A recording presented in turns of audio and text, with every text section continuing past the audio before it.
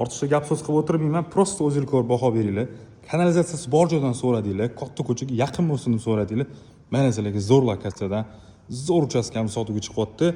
U Qahramon postidan taxminan 1,5 km kirganda Parvoz Somsani shuni nariga betida joylashgan, ikkinchi liniyada joylashgan uyimiz. Juda ham zo'r lokatsiyadan, hamma kommunikatsiyasi bor. 3,5 sotuv maydoniga ega. Hozir to'liq ko'rib chiqamiz. Undan oldin bu yoqda mana yozgi oshxonasi qilingan. Sanuzor tashalgan bu yoqda. Ikkita tarafga zeleniy zona qilingan. Ichida uyimizda podvallari bor. Общий xonalar soni 6 ta.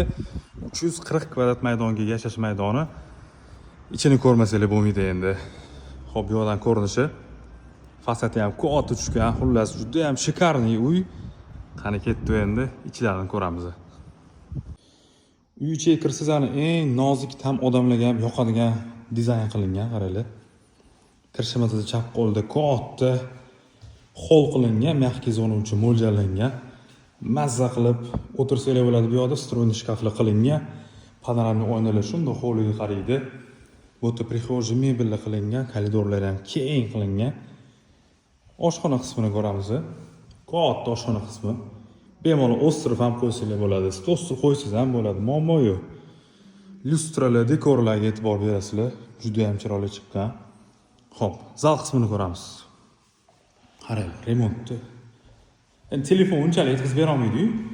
Jivo ko'rsanglar вообще zo'r. Bu yoqda mana melichda devorga mana shu dekor qilganlar.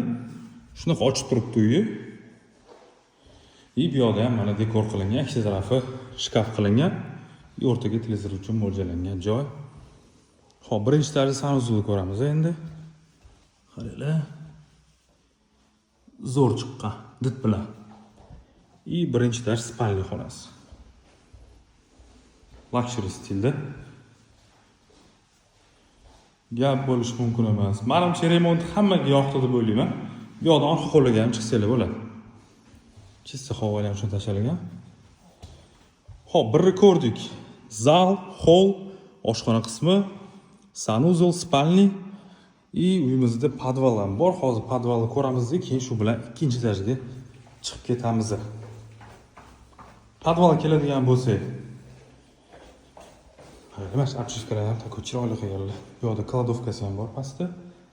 Mana shunaqa katta ochiq помещение, игровой zona, garderoblar qilsanglar bo'ladi, детский площадка. Bu yoqda bo'lsa kotelniy qismi. Xo'p. Videoni o'tkazib yormaylar, ikkinchi etaj remonti prosta yorib tashlaganlar. Qani ketdi endi ikkini ko'ramiz. Xo'p, ikkinchi etajga qurishda mana shunaqa oyna qilingan. Mana usturavalar. Zo'r. Zina ham shiroki qilingan ekan. Chiqishimizda keng koridor qilingan.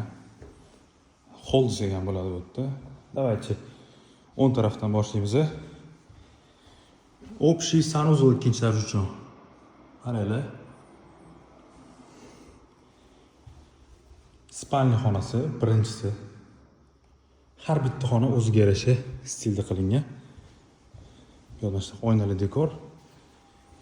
Yana bitta spalniy. O'zini sanuzol bilan dushovoy qilingan. Zo'r. Xo'p, dal yuramiz. Yana bitta spalniy. Detskiy ekan bu, ikkita kravat uchun mo'ljallangan joy. Yoki bitta katta kravat qo'ysanglar ham bo'ladi. Zo'r chiqqan. Gap yo'q. Va oxirgi spalniy xonamiz. Qaranglar. Bu yoqda ham bitta sanuzol bor. Ikkita spalniy ichida sanuzol bo'lyapti, bitta spalniy общий, bitta sanuzol общий bo'lyapti. O'shaning tepada общий 3 ta sanuzol, mana balkon qismi. Balkon qismi ham katta qilingan. Zo'r, gap bo'lish mumkin emas. Uyimizdan joylashgan joy Qahramon postidan taxminan 1,5 km kirganda Parvoz Somsani narigi betida bo'ladi. Hamma kommunikatsiya o'tgan, kanalizatsiya deysizlarmi, svet, gaz, suv, muammo yo'q. Narxi va informatsiya opsiyaniyada bo'ladi. Tezda shu videoni tarjima etib qo'yinglar. Mana shunaqa shikarniy hovlilar hammamizga nasib qilsin.